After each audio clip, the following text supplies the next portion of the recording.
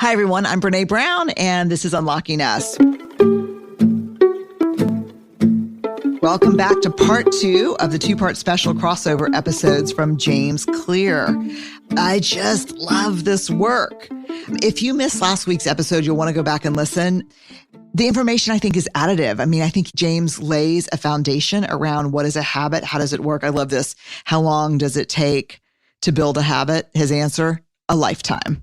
I like the no bullshit, no snake oil. This is tough, and this is how we do it.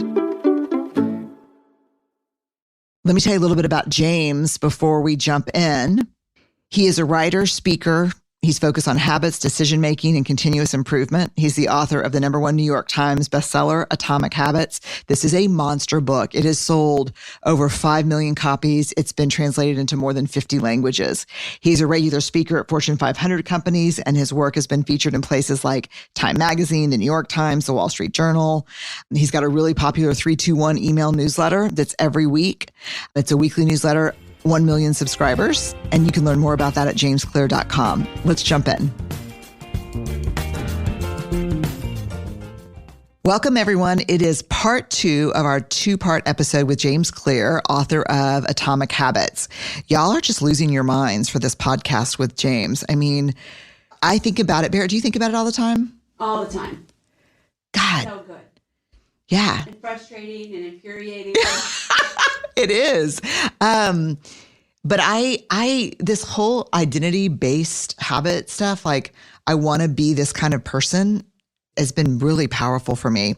So in part 1 of our series, we talked about building systems. And in this episode, we're going to dive into why habits are atomic and how to build organizational habits. And this whole idea of small changes over time and compounding, this is where it's not magic because it works, but this is where the power is. Welcome back, James. All right. Holy shit, this is so good. I've read it like twice, and I have that damn Post-it note. Where do I have it, Barrett? Like that's on so my funny. desk, on my laptop. That's so sweet. Thank you so much. I'm glad you found it useful. It's useful because we go into all these companies and we do courage building work. And I always say when we're humans and when we get scared, we need courageous systems in place. You can't always count on fearful people to make brave decisions. You have to have systems in place that really force people into thinking about the choices they're making. There really is a lot of connection there. It makes me think about the power of ritual, like with funerals. Yes. You know, if someone you love dies, people feel lost. They're grieving. They don't know what to do next. But because we have this ritual, it makes the next decision easy. I don't know that you would call having a funeral a brave thing necessarily, but it makes the choice easier. And I can very clearly see how having a system for courage makes those choices more straightforward in the moment as well. It is, because I think if you took your quote, you don't rise to the level of your aspirational courage. You fall to the level of the systems you have in place that make your culture brave. And so if there's a failure, a setback, a disappointment in a team, if you've got a system in place where every time that happens, you're going to meet, you're going to do something very ritualized. Everyone's going to write down the story they're making up about the failure. Everyone's going to share that with the team. You're going to go through this rumble system. Then it's not dependent on people feeling brave during hard times. Yeah. Does that make sense? Oh, yeah, for sure. Yeah. All right. Talk to me about goals are the results we want to achieve. Systems are about the processes that lead to those results. So I'm going to get really granular here. So I want to be a physically strong person. And that's my goal. Does my goal need to be more explicit than that? Like a bench press? I don't want to bench press anything, but like what, I want to be injury proof in pickleball. That's my big thing. I had my kids late, so I want to be a super active person through my 50s, 60s, and 70s. Yeah. I don't think it needs to be. Maybe some people have different strategies. You talk to different people, they all do it in different ways, but I don't think it has to be something specific. The one thing I have noticed, I used to make very specific things. Like I had a very specific number I wanted to bench press and, all these different things that you want to achieve. And I had this moment where I realized First of all, about half of these things that I wrote down, I didn't achieve at all. So clearly having a specific goal was not the thing that determined whether I achieved it or not. Secondly, with the bench press number, what's funny is I did it 11 years later than when I wrote it down. I said I want to achieve this in the next year, and then it actually happened like 11 years later. And so I'm like, okay, clearly there's something here about trying to predict the future that just is not useful. So I think my approach is mostly let's try to determine the identity that you want, the type of person you want to be, which in your case, you're saying, okay, I want to be this physically fit, this strong person. And then let's just find behaviors that reinforce that. And it's really less about the results you achieve and more about, are you performing these daily actions, these habits that are reinforcing that identity? So I would say it's much more about not missing workouts or getting your reps in. It's not nearly as much about like, what is the specific number? Yeah, it's so interesting for me too, because I've tried this before, but I did not focus on systems at all. I only focused on the goal. And then, they'd start you out and they're like, we're just going to use body weight. And I'm like, oh no, screw that. And then I pick up something really heavy and then I'm hurt for 6 weeks. Yep. Oh God. It's like the most frustrating thing from working out is, you're like, I'm actually in here doing the workout and then I get hurt. It's just such a frustrating thing to finally have gotten yourself to do the thing you want to do and then suffer a setback because of it. Yeah, because I was not raised to respect consistency. I was raised to revere intensity. Mm-hmm. It's partially just a consequence of growing up in society too. The results of success are highly visible and always shared, especially with social media and whatnot. Like you're just constantly seeing the highlights and the outcomes of things. But the daily news cycle is the same way. Like you're never going to see a news story that says, woman eats chicken and salad for lunch, right? It's only a story when it's like, woman loses 150 pounds. It's like, it's only once it's this big outcome or result that we hear about it. And I think that tends to cause us to overvalue outcomes and undervalue the process because the process and the system is often hidden from view.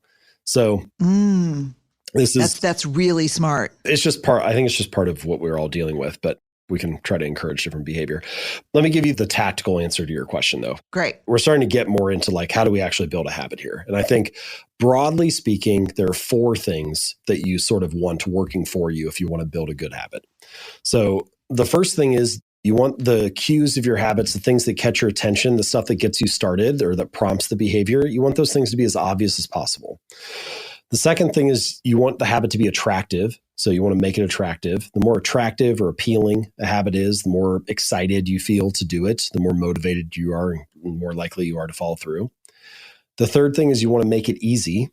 Make it easy, convenient, frictionless, simple. The more simple a habit is to do, the more likely it is to be performed. And then the fourth thing is you want to make it satisfying. And these are the 4 steps that in Atomic Habits, I call them the 4 laws of behavior change. So make it obvious, make it attractive, make it easy, make it satisfying. Now, you don't always need all 4. It's just that they're kind of like levers and you can sort of pull each lever when it makes sense for a given habit. And the more of them that you have working for you, the more likely it is that a good behavior will occur. And then on the flip side, if you want to break a bad habit, you just do the inverse of those 4. So rather than making it obvious, you want to make it invisible. Unsubscribe from emails, don't keep junk food in the house, reduce exposure to the cue. Rather than making it attractive, make it unattractive. So we can talk about ways to do that. Rather than making it easy, make it difficult, increase friction, add steps between you and the behavior. And then rather than making it satisfying, make it unsatisfying. Layer on a cost or a consequence to the behavior, especially if it's like an immediate consequence. So that's just like the 10,000 foot view of how do I build a good habit or break a bad one? Well, you want to make it obvious, attractive, easy, satisfying, or invisible, unattractive, difficult, unsatisfying. Is this taking us kind of into the Skinner box of cue, craving, response, reward? Yeah. So Skinner, obviously a very famous psychologist. His work forms the foundation for a lot of behavioral psychology. Charles Duhigg, who I know you've talked to before, like his book, Power of Habit, does a great job summarizing a lot of that as well.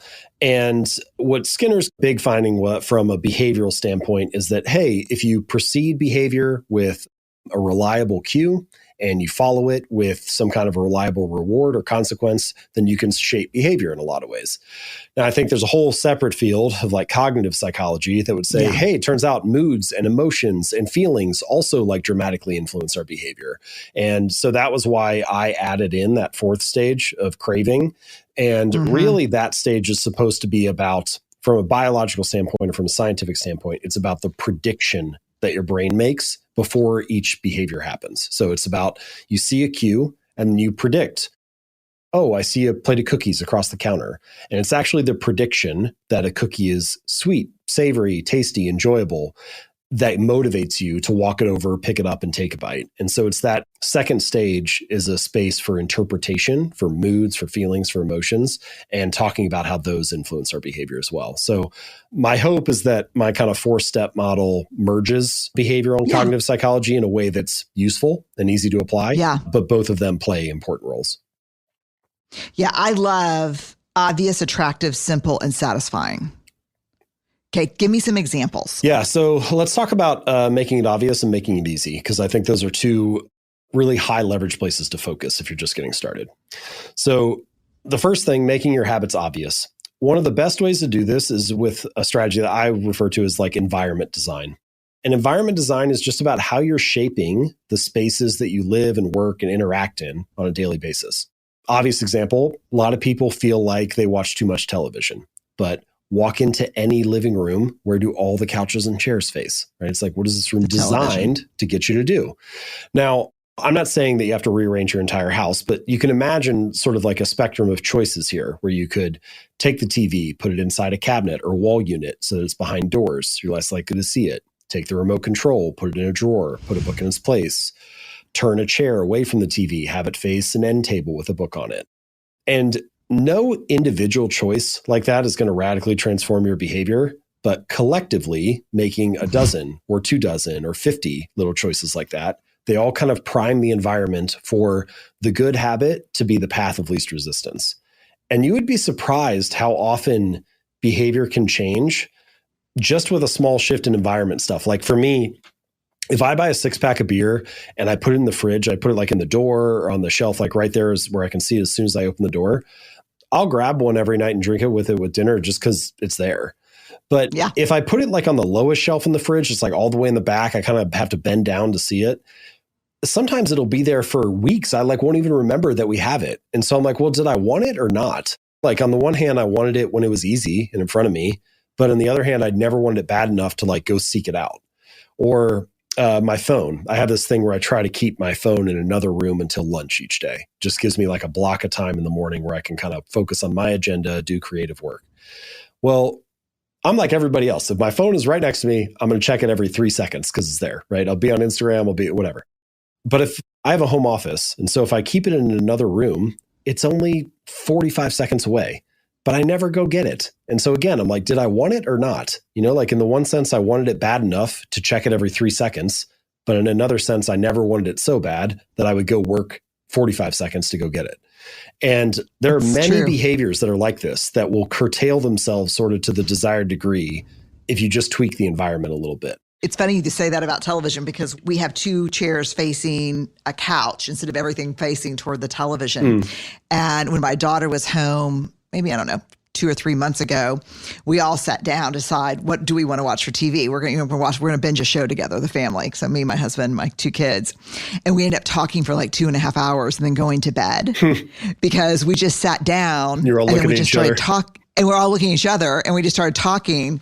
And then I was like, okay, do we want to watch something? Y'all want to move the chairs? And they're like, no. And then we just kept talking. And then it was like bedtime. But it would have never happened that way had we not started in chairs facing each other. It's interesting to think like, here's another question I like. What does this space encourage? Oh God, yeah. And so if you can just design your spaces to encourage good habits or encourage the productive behavior or encourage the identity that you're trying to reinforce, then you often find that like it's much easier to slide into those habits and actions. So I think that's a good example of making it obvious. So with strength training, I mean, don't think that I'm not going to work my own goal here because we just have to, yeah. With strength training, does that mean like laying out my workout clothes before I go to bed? What does that mean? Yeah, it could be. I don't know what your setup is. I know for me, so I also, strength training is like a big part of what I do each week. And one of the biggest shifts for me, especially once, I had kids and things started getting busy, is creating a workout space at home. And so this corner of my basement like has become the workout corner. And the biggest difference was buying the gear and having it there. And like now I have like no excuse. And so in that sense, that space is always set up to encourage strength training, right? Like I have a space where this habit lives. And this is actually, there are quite a few studies on this that show that it's easier to build a new habit in a new environment than to try to overpower one of your old environments. And so take, for example, like let's say that you want to start a new habit of, say you want to start journaling or something. And you're like, all right, I'm going to journal after work each day. I'll do it like at 7 p.m. in the living room. Well, if right now 7 p.m. in your living room is the space where you usually watch Netflix, then when you sit down there, even without even thinking about it consciously, you're sort of subconsciously pulled toward picking up the remote and turning on Netflix because that's what usually happens in that context. And so in many cases, it might be more effective to, it doesn't always have to be a totally new room. It could just be like, let's say you get a chair and you put it in the corner and that becomes the journaling chair. And it's the space, it's the context where that habit always happens right there and you do it in the same way each time. So having a space that is set up to encourage that behavior, I think is one big thing.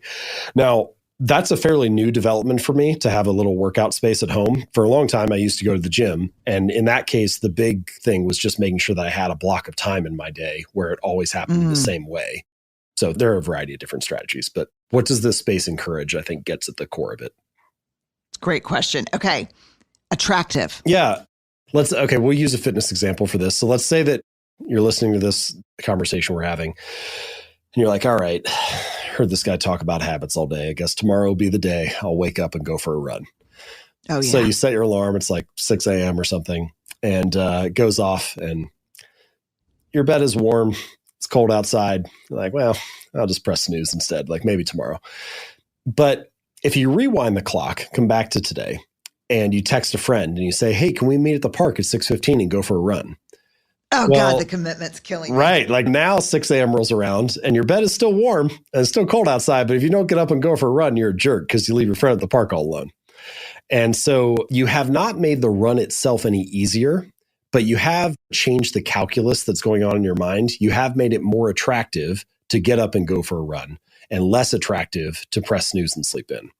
And this strategy is often referred to as a commitment device. It's like any choice that you make in the present, I'm going to text my friend, that locks in your behavior in the future. Okay, now I have to get up tomorrow morning is a good example of a commitment device. My favorite, the ultimate example of it is using technology to just automate the habit. Like instead of having to remember to make a deposit into your 401k after each pay period, you just set up, automatic withdrawal and then it's done for you. So there are a variety of ways to do it, but basically you're trying to change the story that you're telling yourself about why I'm doing this habit or why I'm not. I really love that. Okay, simple. Yeah, so making it easy is the third step. And this is, if I was only going to recommend like one thing, if I said, people say, what's the most important thing or what do you have to focus on? Like this is, I would say, if you're going to focus on one thing, this is the stage to focus on. And I had this reader, his name's Mitch. I mentioned him in Atomic Habits. He lost over 100 pounds. He's kept it off for more than a decade. And he had this like crazy little rule, this funny little thing that he would do when he first started going to the gym, which is he wouldn't go to the gym for longer than 5 minutes. So he would get in the car, drive to the gym, get out, do half an exercise, get back in the car, drive home. And it sounds ridiculous, right? It sounds like silly. You're like, obviously this is not going to get the guy the results that he wants. But if you take a step back, what you realize is that he was mastering the art of showing up, right? He was becoming the type of person that went to the gym 4 days a week, even if it was only for 5 minutes. And I think that this is kind of the deeper truth behind this that people often overlook, which is a habit must be established before it can be improved, right? It has to become the standard in your life before you can optimize it and scale it up into something more. But for whatever reason, I don't know why we do this, but like we get really all or nothing about our habits. People are so focused on finding the perfect business idea, the best workout program, the ideal diet plan. We're like so focused on optimizing that we don't give ourselves permission to show up, even if it's in a smaller way. We don't give ourselves permission to do less than we had hoped, even if it was more consistent. So my little strategy for this is what I call the 2-minute rule. And the 2-minute rule just says, take whatever habit you're trying to build and scale it down to something that takes 2 minutes or less to do. So read 30 books a year becomes read 1 page, or do yoga 4 days a week becomes take out my yoga mat. And it sounds silly at first. People are like, okay, buddy, I know I'm not really trying to just take my yoga mat out. I know I'm actually trying to do the workout. But I think that story about Mitch and only going for 5 minutes and kind of like becoming the type of person who shows up consistently, it gets at this deeper truth. It reminds me of, there's this great quote from Ed Lattimore where he says, the heaviest weight at the gym is the front door. And oh my God, there's a lot of things in life that are like that. Where like the hardest part is getting started. The hardest part is mastering the art of showing up. And the 2-minute rule helps encourage that. Get out of this perfectionist mindset. Stop worrying about theorizing, coming up with the perfect strategy. Let's establish something small and use that as a foothold to advance to the next level and prove to ourselves that we can show up consistently, that we can be this kind of person, even if it starts in a very small way. It's really beautiful, isn't it? There's a beauty in the simplicity of it. Yeah. There's a beauty in the fact that it, like, you don't have to be doing something grand to be casting votes for the kind of person you wish to be. You don't have to be, it's like, no, writing one sentence does not finish the novel, but it does cast a vote for I'm a writer. No, doing one push-up does not transform your body, but it does cast a vote for I'm the type of person who doesn't miss workouts. And the more that you build up evidence of being that kind of person, the more like momentum that you have, the more reason you have to keep going. I mean, one of the most motivating feelings to the human mind is the feeling of progress. If you're making progress, even if it's smaller than what you had hoped, you have every reason to continue working. You have every reason to keep going. And so I think strategies like this they're about helping encourage you to open the front door. They're about helping to encourage you to build a little bit of momentum, to get the positive feedback loop started. And then you can take that energy and kind of pour it into the next iteration. What was that quote that you said? I want you to say it one more time. You can't optimize a habit that you've yet to build. What? Yeah. A habit must be established before it can be improved. Okay. Yeah. All of your work wades so deep into people as emotional beings. Like you really have to understand. There's a lot of self-awareness, I think. Like Mitch sounds nuts, but it's so embracing of who we are as humans. It's really smart. Self-awareness is a huge part of it. I think it's very astute of you to recognize that. In a lot of ways, like the process of behavior change starts with self-awareness. Now, it's kind of funny. There's this story, this narrative that it's really hard to change your habits. It's really hard to change your behavior. Now, in reality, changing your behavior is something that we are doing all the time. It's one of the easiest things for a human to do. It's one of the things that your brain is optimized to do. We change based on the room we're in, based on the people we're around, based on the context that we're experiencing. If your brain was not able to make changes based on the environment or the situation, it'd be very hard to survive. But most of those changes, and this is where the tricky part comes in, are simply reactions to the external environment or to what's around you. What we're talking about is consciously changing your behavior, intentionally choosing to be something else or go after a new goal or to develop a new story and so on. And if you want to be in control of the process of changing, if you want to design your behavior in a way that serves you, then I think you need self-awareness, because otherwise you're just reacting and responding. And so self-awareness is a really crucial part of that process. It reminds me a lot of the article, I think I read the article first and I got the book of Change or Die. Have you read that? No, I haven't read the book. Yeah, Change or Die. It's based on a study where it's after heart failure events. You've got to change these habits or you're going to die. And the majority of people die. It's really interesting. It's just, as someone that works inside of organizations a lot, it's that old quote, everyone loves transformation, but no one wants to change. Yeah. Yeah, I do think it takes a lot of self-awareness. Tell me about make it satisfying. So ultimately, we need experiences to be enjoyable or pleasurable or satisfying, even if it's in a small way. Now, not every behavior in life is like that. Sometimes things have a consequence or a cost. Sometimes they're just sort of neutral and don't really mean a whole lot. But if you don't have some sort of positive outcome, some rewarding experience, again, even if it's just in a small way, your brain has no real reason to mark that experience and say, hey, let's come back to that again in the future. Like that got you what you wanted. Let's repeat that again next time. And so making it satisfying, having some type of reward, I think is a crucial piece of getting habits to stick, of getting them to be something you want to return to again and again. Now, there are a variety of strategies you can use here. And Of course, I'm sure many people carrot or stick or sprinkle these little rewards. I remember when I was in fourth grade, like we did multiplication tables and you would get a sticker each time you got one right. Like these are all forms of reinforcement or forms of a reward that make it a little bit more rewarding to show up again and study multiplication tables next week or whatever. Now, I think reinforcement like that, it can be very powerful. Like, why do people show up to work? Partially, it's because they get a lot of meaning and value out of the work they do. Not always, but partially it can be that. But mostly it's because they get a paycheck in 2 weeks or in a month or whatever. And that is like a sticker for multiplication tables, but in the career, context. Now, short-term reinforcements like that can be powerful. They can be helpful for getting people to stick, for getting people on track, for motivating behaviors. In the long run, I think that you need something internal as well. You need that reinforcement of identity. You need some kind of meaning or purpose. And this is why I encourage people to start with who's the kind of person you want to become, what's the type of identity you want to build. Because ultimately, let's take working out as an example. If you want to be a fit, strong person, if you want to be the kind of person who cares about your body and your health and so on, and that's the identity you're trying to reinforce, well, early on, when it's not that motivating, you kind of feel, going to the gym for the first time in a while is very uncomfortable. You feel like you're being judged. You feel like, am I doing this right? Like, are people like making fun of me? Do they think that I'm like looking like an idiot? Am I not doing this exercise the right way? My muscles hurt. I'm sore. There's not really a whole lot of positive upfront motivation with that. And so you may need some of that external encouragement early on, whether that's in the form of a reward, like every week that I don't miss a workout, I get to celebrate with a bubble bath or something like that.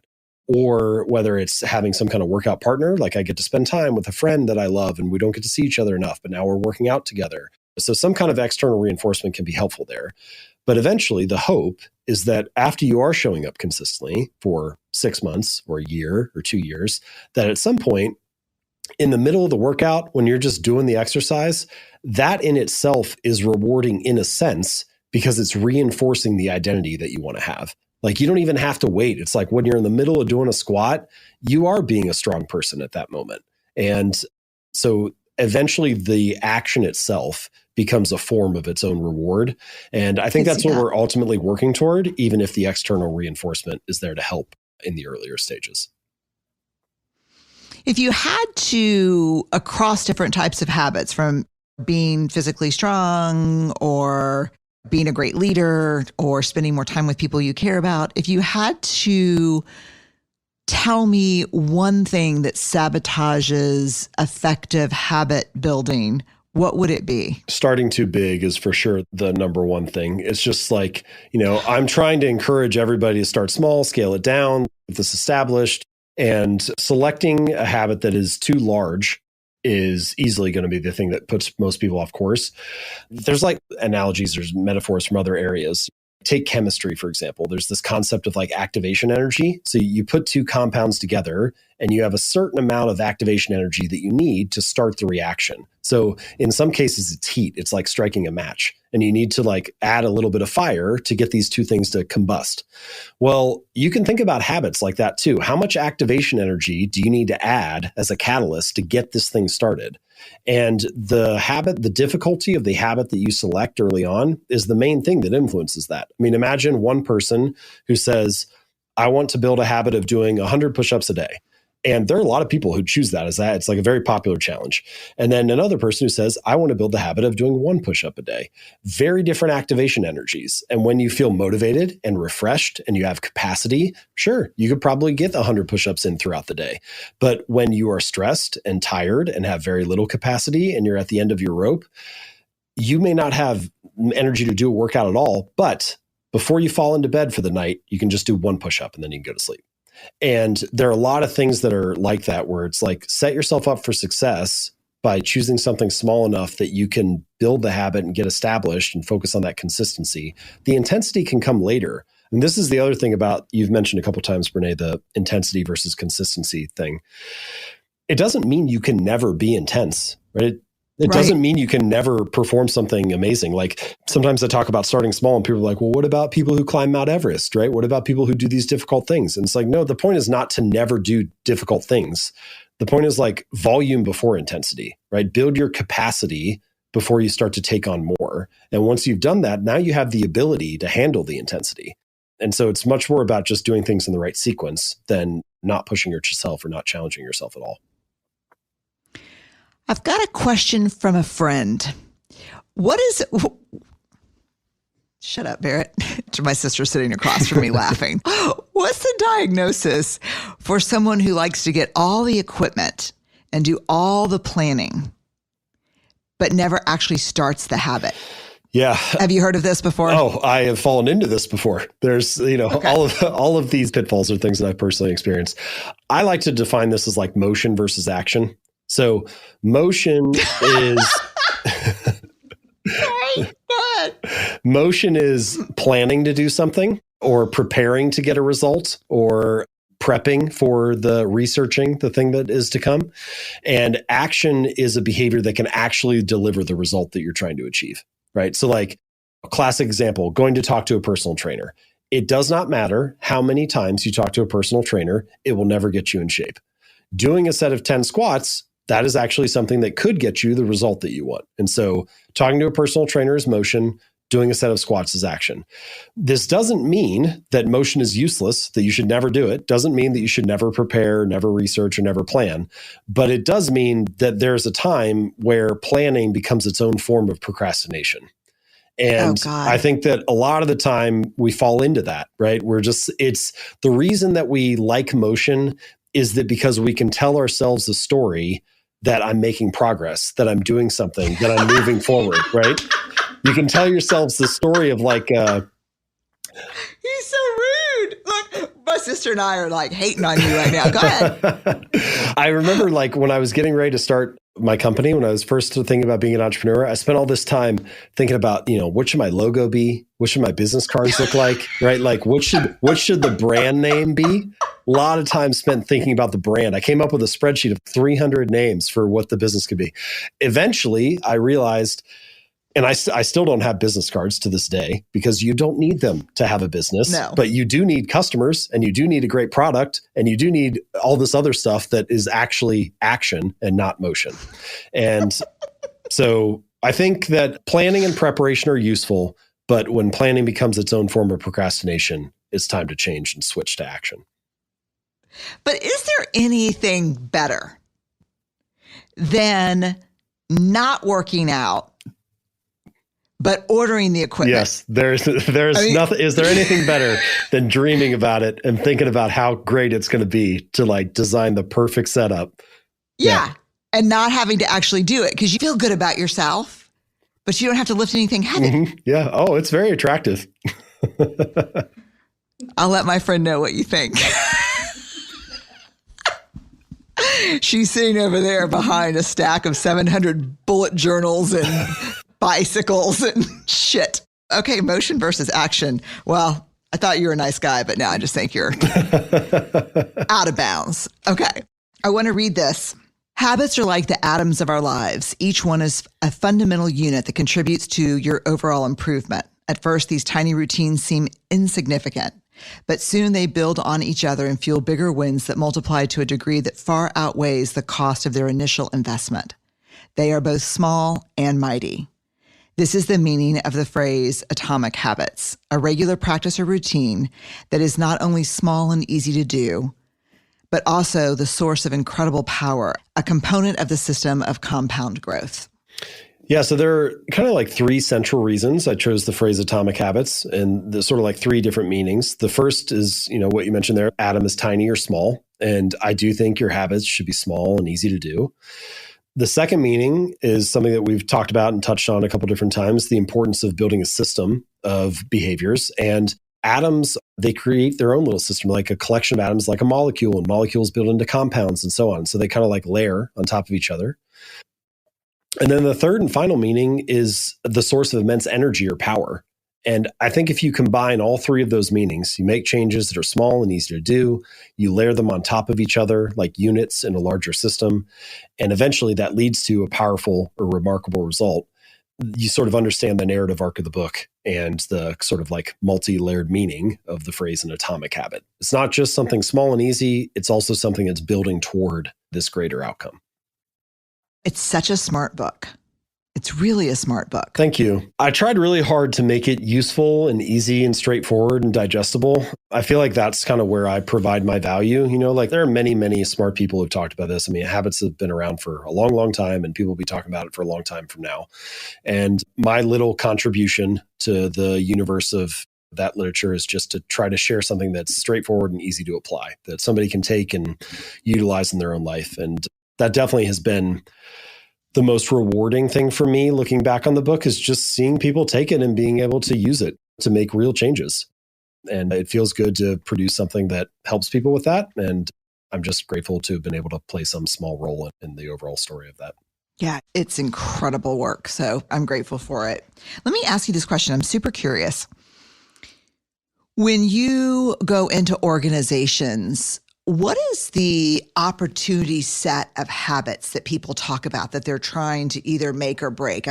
We've talked about fitness and we've talked about strength and talked about other things, but in organizations in a macro setting like that, what are the kind of 2 or 3 big habits people are trying to break and the 2 or 3 big habits that people are trying to create? Well, there's like the question people ask, and then I think there's like the question we should be asking. The question people ask is always, how do I get my team to build better habits? Every leader has like this collection of behaviors that they wish the people working with them would do, and nobody's doing it consistently. And so then they all want to know, like, how do I change the behavior of others? It's actually sort of this ironic thing. Like, I wrote this book as mostly, like I said, everything I write is like a reminder to myself. So I wrote it for like individual change. And then it's mostly oriented around like the person reading the book. Hey, are you interested in making a change? Here's how to do it.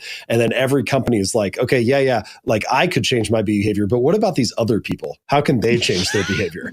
Oh my God, it's so true, right? Yeah. We need our people to be braver. Yeah. That's what they tell me. Fine. That's the number. I'm brave enough, but they really could benefit from this. Yeah. So that's the question that gets asked a lot. I think what I always come back to, it's like everybody knows what the answer is, but nobody wants to hear it. I love that phrase, narrow the focus, up the quality, increase the speed. So it's like every organization needs to narrow their focus. Stop doing so much. Do less. Make sure that you're very clear about what the priorities are. Trim stuff away. Increase the quality. Once you've decided on the few things that truly matter, let's do those to an exceptional degree. Let's try to be the very best we can in a limited number of areas. And then, once we are doing great work on a small number of things, let's increase the speed. Let's ship faster or produce more or whatever. And I think those 3 things, they're pretty simple, but they can take you a long way if you take them seriously. Oh, yeah. I think, Jim Collins, if you have more than 3 priorities, you have none, was like a real life changer. It is narrow the focus. I love that. People really don't. I think Greg McKeown, who wrote Essentialism, he's got that story in his book about how the word priority was singular, but we have now made it plural. Like it was never there. The word priorities was not a thing. It was just the priority. But now we've been like, well, there can be 5 or 6 or whatever, Yeah. Our list of 30 priorities. Right. Exactly. Are as follows. Yeah. This is just a to-do list now. This is not a priority list. Yeah.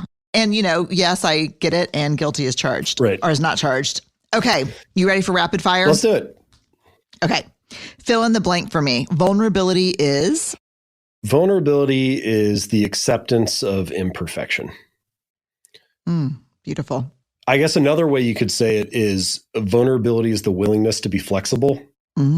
If you need things to be a certain way, if you need the story of who you are, what you're doing to be a certain way, then you're actually kind of brittle because it can't be anything else. And so you start doing all this stuff to hide the other ways that the story could play out. And if you're willing to be flexible with the story, if you're okay with it, what I say the first time, vulnerability is the acceptance of imperfection. If you can accept the story to be imperfect, then you are in a position where you can be vulnerable. It doesn't matter if the story has flaws or, messy parts. But if you're not willing to be flexible, if you can't accept the imperfection, then it has to be a certain way. And that thus prevents you from being vulnerable. God, that's so beautiful and so true. Yeah. The brokenness doesn't come from vulnerability. It comes from the brittleness. Yeah. What is something that people often get wrong about you? Well, first, they just think because I wrote a book about habits, I have amazing habits, which definitely not correct. Like I said, I struggle with all the same stuff. The other funny thing is not everybody does this, but occasionally after talks or whatever, I'll get this. It basically is like, are you judging other people for their habits? Is kind of I think people like are worried about talking to me about habits because they think I'm going to be judging them about it. And my response is no, I don't care. Like I'm not here to judge. Like I have zero interest in it. Like sometimes people ask my wife that too. Like, oh, is he like really, and I'm like, that, can you imagine a worse recipe for a happy marriage? Yeah. Me nagging you about your habits all the time sounds terrible. So I have zero interest in that. I think that's something that often comes up. I can see it. What's one piece of leadership advice that you've been given that's so remarkable you should share it with us, or so shitty that you need to warn us? I guess I'll go on the remarkable side. One of the best things that I was told when I was starting out with my career is try things until something comes easily. And I think there are two parts of that. Very simple.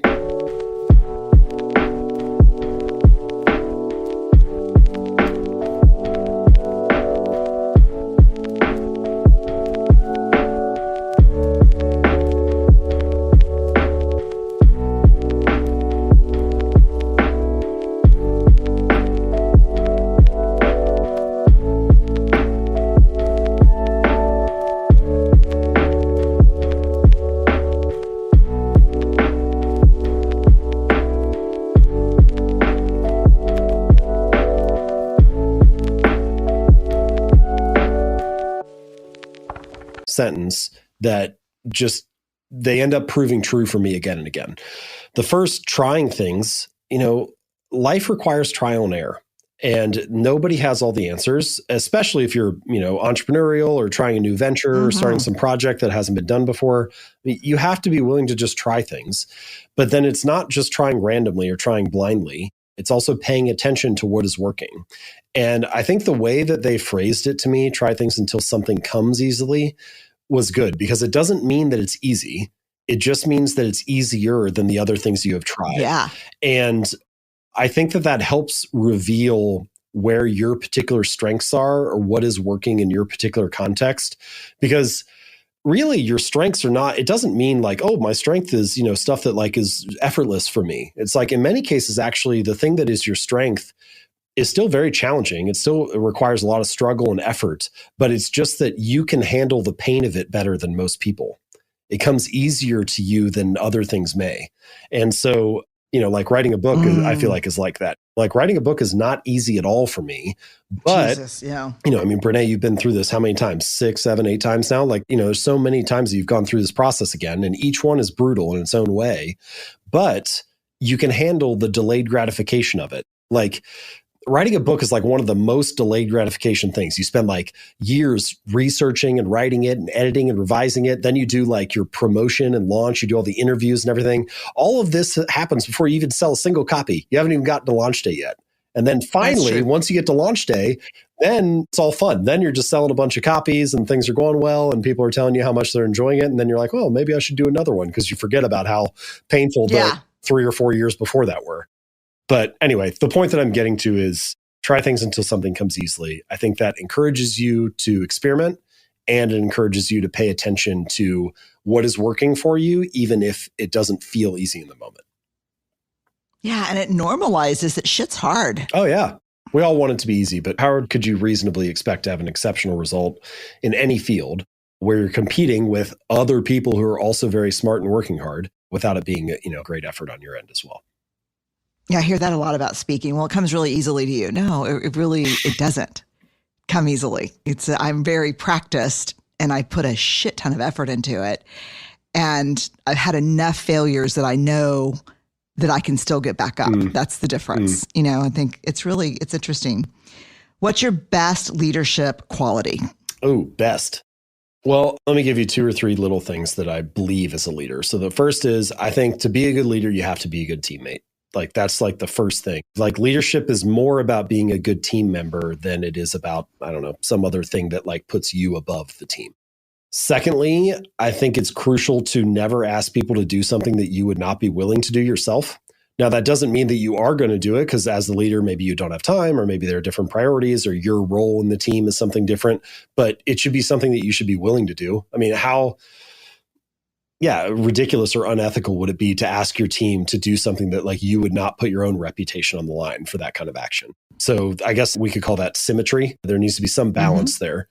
And then probably the third thing I would say is competence. Like, I remember hearing this about a variety of other leaders, some of them athletes, some of them business people. But when you hear stories about people who are very good, they're very competent, their team trusts them more because they know that they're not dealing with somebody who's like out of their depth. And that doesn't mean that you need to be an expert on everything that's happening in the business, but it's a lot easier to gain people's trust when they feel like they are dealing with someone who has that expertise as well.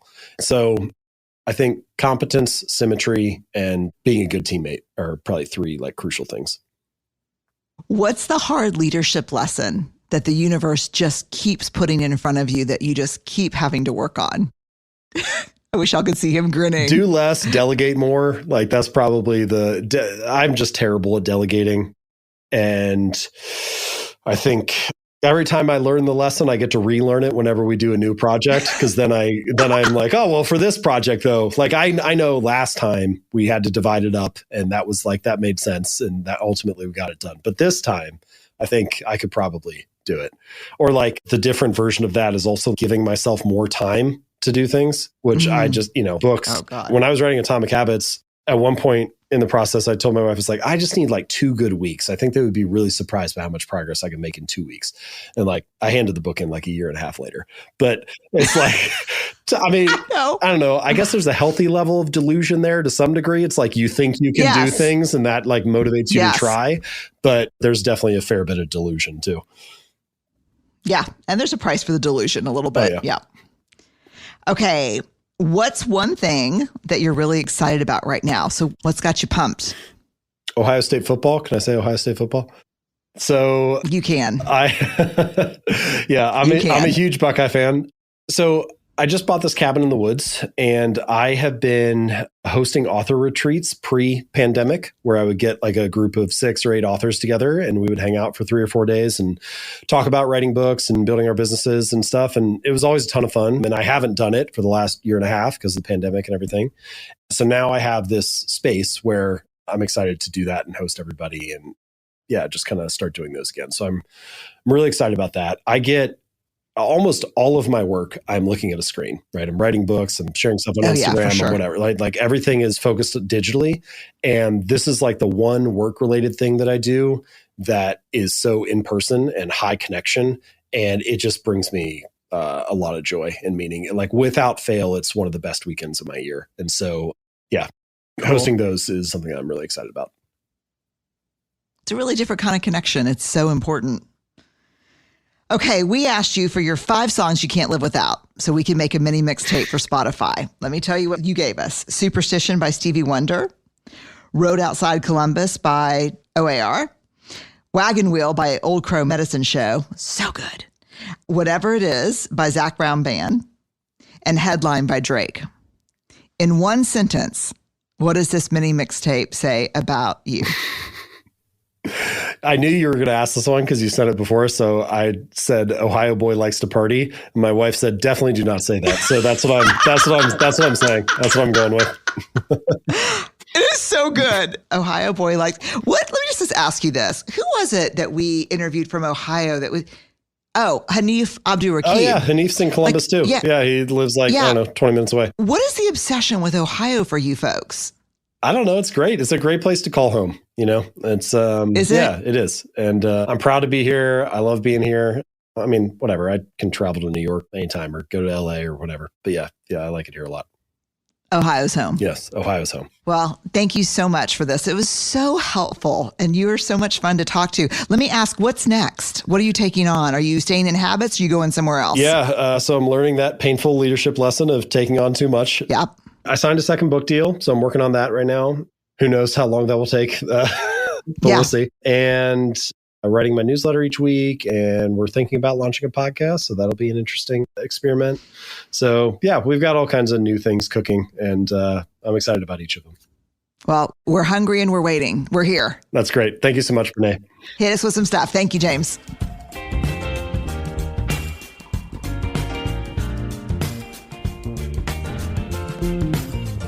Okay.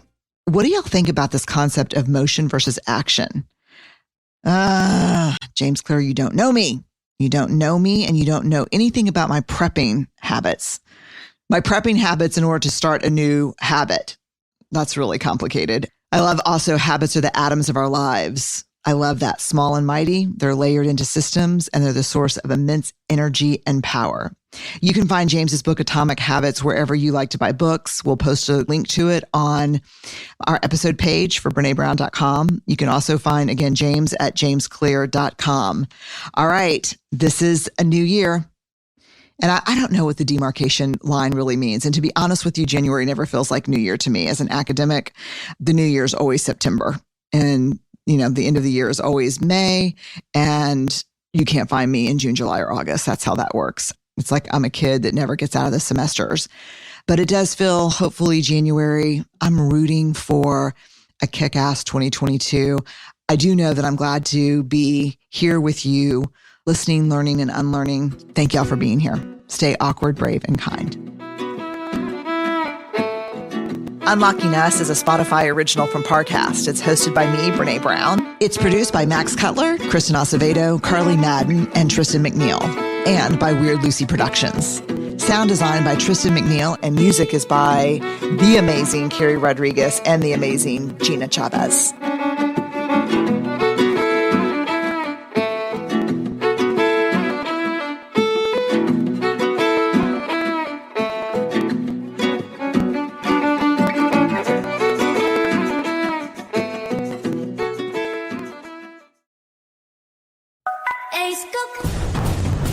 Xem ngay đêm nhạc Hảo Hảo Music Box.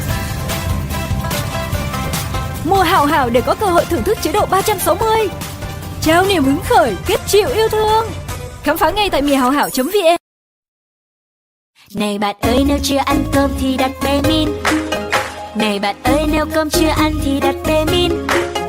Này bạn ơi, ăn cơm chưa nhỉ? Lên bé Min xem muốn ăn gì. Này bạn ơi, nếu chưa ăn cơm thì đặt bé Min. Này bạn ơi, nếu chưa ăn cơm thì đặt bé Min. Này bạn ơi, nếu cơm chưa ăn thì đặt bé Min. Này bạn ơi, ăn cơm chưa nhỉ? Let bé Min xem muốn ăn gì. Này bạn ơi, nếu chưa ăn cơm thì đặt bé Min.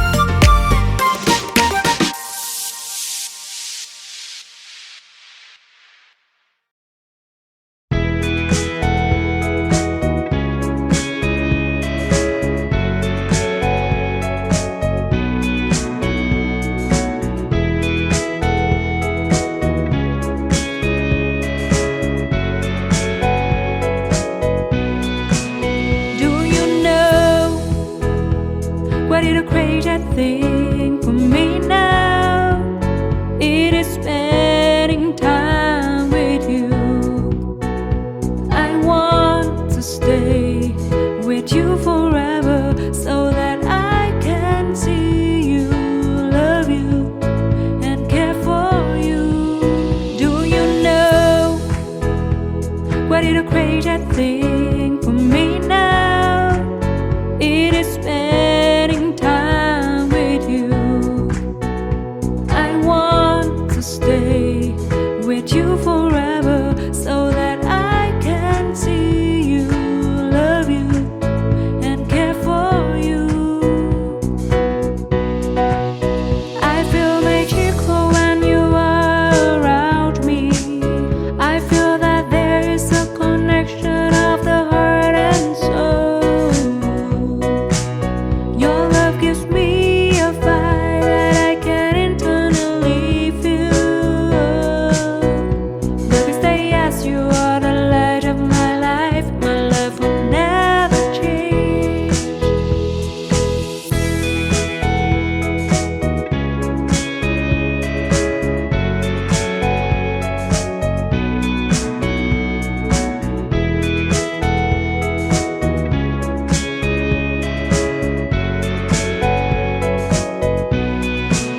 Do you know what is a crazy thing for me now? It is spending time with you. I want to stay with you forever so that I can see you, love you, and care for you. I feel magical when you are around me. I feel that there is a connection of the heart and soul. Your love gives me a fire that I can internally feel. Baby, stay as you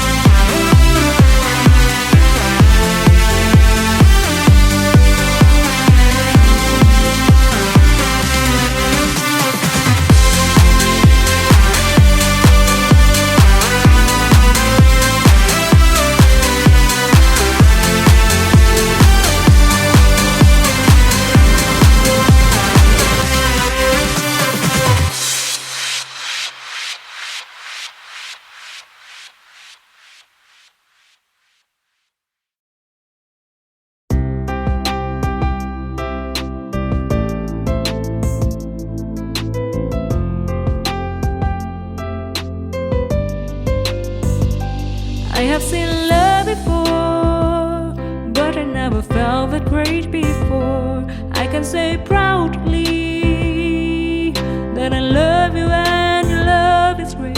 You are such an amazing man. I have seen love before, but I never felt that great before. I can say proudly that I love you and your love is great. You are such an amazing man. You have awakened a part of me. You have created something I've never knew. You not only care about me, but you always respect me as I am. You have accepted a part of me, and that makes all the difference to me. You are such an amazing man.